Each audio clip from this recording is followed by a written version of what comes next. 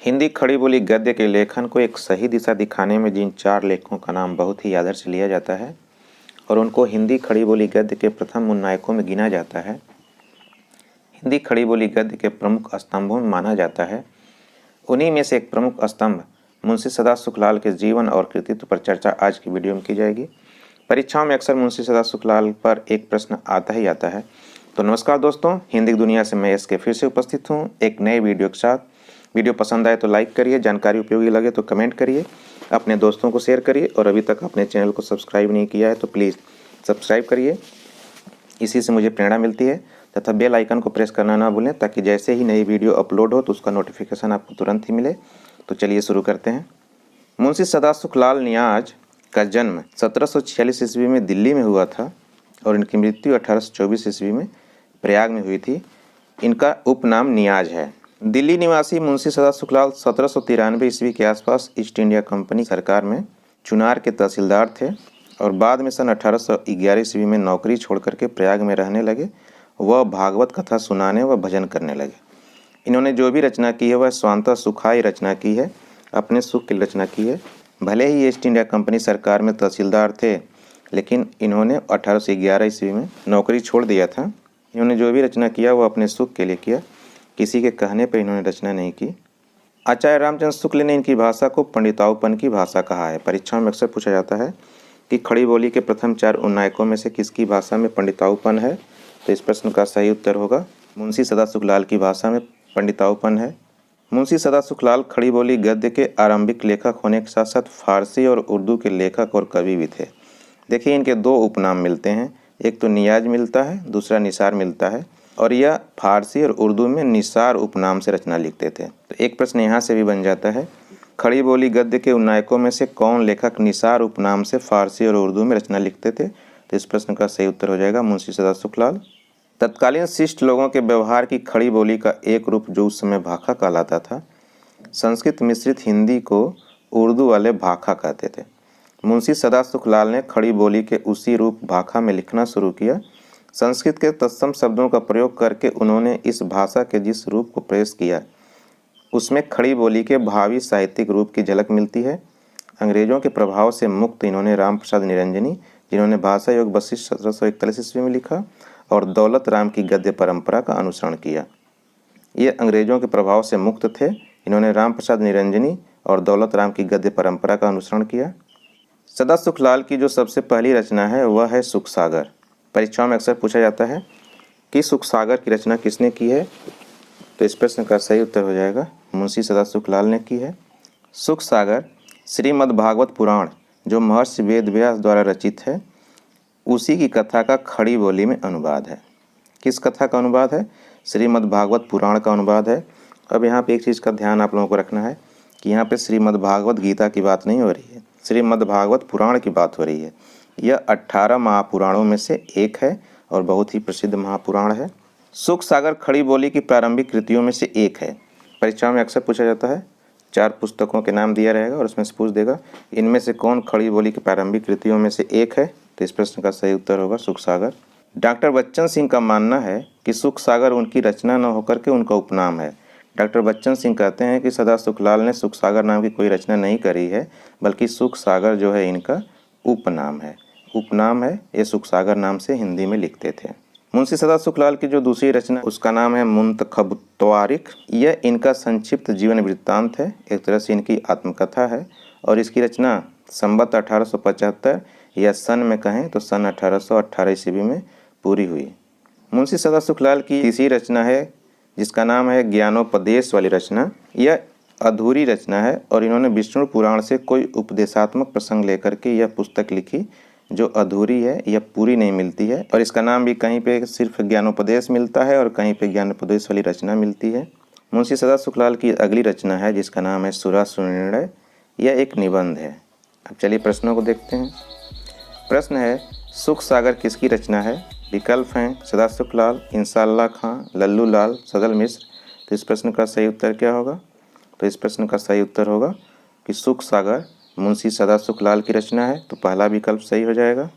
अगला प्रश्न है, मुंशी सदा सुखलाल ने श्रीमद् भागवत पुराण का किस नाम से खड़ी बोली हिंदी में अनुवाद किया? विकल्प हैं प्रेम सागर, सुख सागर, कठोपनिषद, शांति सागर। तो इस प्रश्न का सही उत्तर क्या होगा? इस प्रश्न का सही उत्तर होगा सुख सागर नाम से खड़ी बोली हिंदी में अनुवाद किया है, तो दूसरा विकल्प सही है। अगला प्रश्न है, निम्न में से किसका उपनाम नियाज या निसार था? विकल्प हैं सदा सुखलाल, इंशाअल्लाह खान, लल्लू लाल, सदल मिश्र। तो इस प्रश्न का सही उत्तर क्या होगा? इस प्रश्न का सही उत्तर होगा सदा सुखलाल। तो पहला विकल्प सही है। सदा सुखलाल उर्दू में निसार नाम से लिखते थे। अगला प्रश्न है, आरंभिक खड़ी बोली गद्य लेखकों में से किसने निसार उपनाम से उर्दू में साहित्य की रचना की है? विकल्प हैं सैयद इंशाअल्लाह खां, लल्लू लाल, मुंशी सदा सुखलाल, सदर मिश्र। इस प्रश्न का सही उत्तर क्या होगा? तो इस प्रश्न का सही उत्तर होगा मुंशी सदा सुखलाल ने निसार उपनाम से रचना की है। तो तीसरा विकल्प सही है। अगला प्रश्न है, रस्मो रिवाज भाखा का दुनिया से उठ गया, यह पंक्ति किस लेखक की है? विकल्प हैं सैयद इंशाअल्लाह खां, सदल मिश्र, सदा सुखलाल, लल्लू लाल। तो इस प्रश्न का सही उत्तर क्या होगा? इस प्रश्न का सही उत्तर होगा सदा सुखलाल। तीसरा विकल्प सही है। खड़ी बोली के एक रूप भाखा पर इनका अगाध स्नेह था, लेकिन उर्दू फारसी मिश्रित गद्य की प्रतिष्ठा होते देख इन्होंने खेद प्रकट करते हुए पंक्ति लिखी और इन्होंने लिखा, रस्मो रिवाज भाखा का दुनिया से उठ गया। अगला प्रश्न है, मुंतखबुत्वारिक पुस्तक के लेखक हैं? विकल्प हैं सदल मिश्र, इंशाअल्लाह खां, लल्लू लाल, सदा सुखलाल। तो इस प्रश्न का सही उत्तर क्या होगा? इस प्रश्न का सही उत्तर होगा सदा सुखलाल। चौथा विकल्प सही है। यह इनका एक संक्षिप्त जीवन वृत्तांत है। अगला प्रश्न है, आरंभिक गद्य उन्नायकों में रामचंद्र शुक्ल जी ने किस विद्वान की गद्य शैली को सबसे अधिक महत्व दिया है? विकल्प हैं सदल मिश्र, सैयद इंशाअल्लाह खां, मुंशी सदा सुखलाल, लल्लू लाल। तो इस प्रश्न का सही उत्तर क्या होगा? इस प्रश्न का सही उत्तर होगा मुंशी सदा सुखलाल। तीसरा विकल्प सही है। आचार्य रामचंद्र शुक्ल ने भाषा और गद्य शैली की महत्ता की दृष्टि से प्रारंभिक गद्य लेखकों को निम्नलिखित क्रम में रखा है। सबसे पहले नंबर पर रखा है मुंशी सदा सुखलाल को, दूसरे नंबर पर रखा है सैयद इंशाअल्लाह खान को, तीसरे नंबर पर रखा है लल्लू लाल को और सदल मिश्र को उन्होंने रखा है चौथे नंबर पे। अगला प्रश्न है, इनमें से किस लेखक की भाषा में पंडिताऊपन है? विकल्प हैं सैयद इंशाअल्लाह खां, लल्लू लाल, मुंशी सदा सुखलाल, सदल मिश्र। तो इस प्रश्न का सही उत्तर क्या होगा? इस प्रश्न का सही उत्तर होगा मुंशी सदा सुखलाल। तो इस प्रश्न का तीसरा विकल्प सही है। आचार्य रामचंद्र शुक्ल ने इनकी भाषा को पंडिताऊपन की भाषा कहा है। अगला प्रश्न है इसी से मिलता, किस लेखक की भाषा को आचार्य रामचंद्र शुक्ल ने पंडिताऊपन की भाषा कहा है? विकल्प हैं सैयद इंशाअल्लाह खां, लल्लू लाल, मुंशी सदा सुखलाल, सदल मिश्र। तो इस प्रश्न का सही उत्तर क्या होगा? इस प्रश्न का सही उत्तर होगा मुंशी सदा सुखलाल की भाषा को रामचंद्र शुक्ल ने पंडिताऊपन की भाषा कहा है।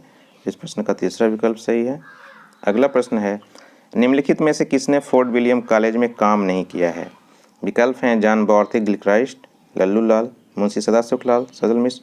तो इस प्रश्न का सही उत्तर क्या होगा? इस प्रश्न का सही उत्तर है मुंशी सदा सुखलाल ने फोर्ट विलियम कॉलेज में काम नहीं किया है। तो तीसरा विकल्प सही है। अगला प्रश्न है, हिंदी खड़ी बोली गद्य के प्रारंभिक विकास में योगदान देने वाले कौन से दो लेखक फोर्ट विलियम कॉलेज में नहीं पढ़ाते थे? विकल्प हैं लल्लू लाल एवं इंशाअल्लाह खां, लल्लू लाल एवं सदल मिश्र एवं सदा सुखलाल एवं इंशाअल्लाह खां। तो इस प्रश्न का सही उत्तर क्या होगा? सदा सुखलाल एवं इंशाअल्लाह खां। इस प्रश्न का चौथा विकल्प सही है। लल्लू लाल और सदल मिश्र ने अंग्रेजों की अधीनता में कोलकाता के फोर्ट विलियम कॉलेज में, किस कॉलेज में? फोर्ट विलियम कॉलेज में, जिसकी स्थापना सन 1800 ईस्वी में हुई थी, अध्यापन किया।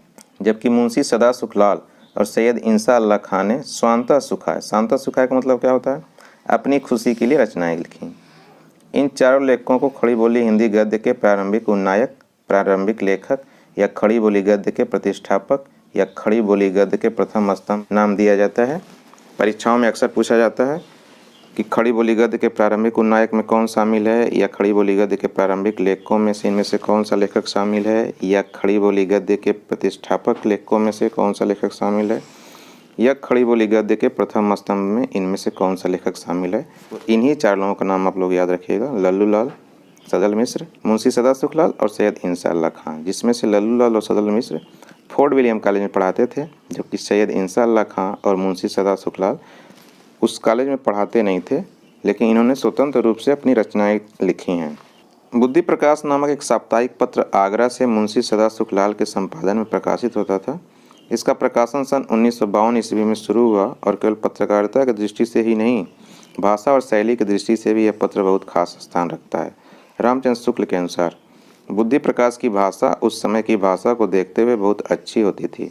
रामचंद्र शुक्ल ने कहा कि बुद्धि प्रकाश की जो भाषा है उस समय की भाषा को देखते हुए बहुत ही अच्छी है। हालांकि बुद्धि प्रकाश के संपादक कोई और मुंशी सदा सुखलाल थे, क्योंकि इसका प्रकाशन सन 1852 ईस्वी में शुरू हुआ, जबकि 1824 ईस्वी में मुंशी सदा सुखलाल की मृत्यु हो चुकी थी। तो निसंदेह बुद्धि प्रकाश पत्र के जो संपादक थे वह कोई और थे। तो स्पष्ट है कि सुख सागर लिखने वाले मुंशी सदा सुखलाल और बुद्धि प्रकाश का संपादन करने वाले मुंशी सदा सुखलाल दोनों दो लोग थे, यह एक ही लोग नहीं थे। अगला प्रश्न है और बहुत ही महत्वपूर्ण प्रश्न है, अक्सर परीक्षाओं में पूछा जाता है। निम्नलिखित में कौन भारतेंदु पूर्व लेखक है? इस प्रश्न का मतलब ये है कि भारतेंदु हरिश्चंद्र के पहले उनका जब युग शुरू हुआ, भारतेंदु युग के पहले इनमें से कौन लेखक अपना लेखन कार्य कर रहे थे? तो देखिए, इस प्रश्न का चारों विकल्प सही है और परीक्षाओं में अक्सर ये पूछा जाता है। इनमें से किसी एक का नाम दे दिया रहेगा और 3 किसी और लेखक लोगों का नाम रहेगा, तो उसमें से आपको चुनना रहेगा कि कौन सा लेखक भारतेंदु पूर्व लेखक है। इन चारों में से किसी भी लेखक का नाम रहेगा तो वह विकल्प सही हो जाएगा। अब एक प्रश्न आपके लिए, इस प्रश्न का उत्तर आप लोग कमेंट बॉक्स में दीजिएगा। बुद्धि प्रकाश पत्र के संपादक कौन थे? विकल्प हैं लल्लू लाल, मुंशी सदा सुखलाल, सैयद इंसाअल्लाह खां, सदल मिश्र। इस प्रश्न का उत्तर आप लोग जल्दी से कमेंट बॉक्स में दीजिए। तो उम्मीद है ये वीडियो आपको पसंद आया होगा। पसंद आया है तो वीडियो को लाइक करिए, कमेंट करिए, शेयर करिए और चैनल को सब्सक्राइब करना ना भूलिए। और चैनल को सब्सक्राइब करने के बाद बेल आइकन को प्रेस करना ना भूलिए, ताकि नए वीडियोज़ के अपलोड होने की नोटिफिकेशन आपको तुरंत मिले। अपना कीमती समय निकाल करके इस वीडियो को देखने के लिए धन्यवाद। आपका दिन शुभ हो। नमस्कार।